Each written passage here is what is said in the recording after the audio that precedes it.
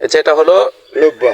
লুব্বা। হ্যাঁ, তারপর এটা এটা হাইব্রিড পেঁপে, গোড়া থেকে ফলন হয় 3 মাসে। আচ্ছা, তারপর এটা হলো কৃষ্ণচূড়া খাড়া মরিচ, 12 মাস ফুল ফল থাকে, এই ফুল হয়ে গেছে। এটা কৃষ্ণচূড়া মরিচ কয় এটা, না? আচ্ছা কৃষ্ণচূড়া আচ্ছা, কালো মরিচ। তারপর এটা উর্শি, হ্যাঁ হ্যাঁ এটা সাদা, এটা সাদা, এটা লাল গিয়েছে। গিয়েছেন, আচ্ছা।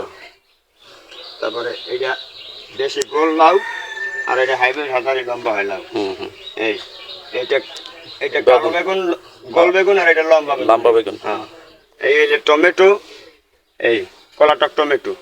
তারপরে ওই যে কামরাঙ্গা মরিচ সিলেটের, আর এটা তো কালো বেগুন। ওই একই ওটা কালো বেগুন।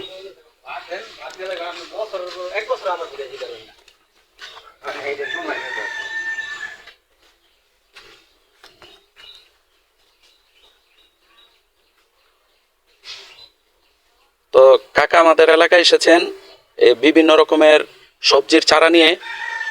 যাদের বাড়িতে বা আশেপাশে চারা লাগানোর মতো উপযুক্ত জায়গা আছে তারা অবশ্যই কিনে নেন।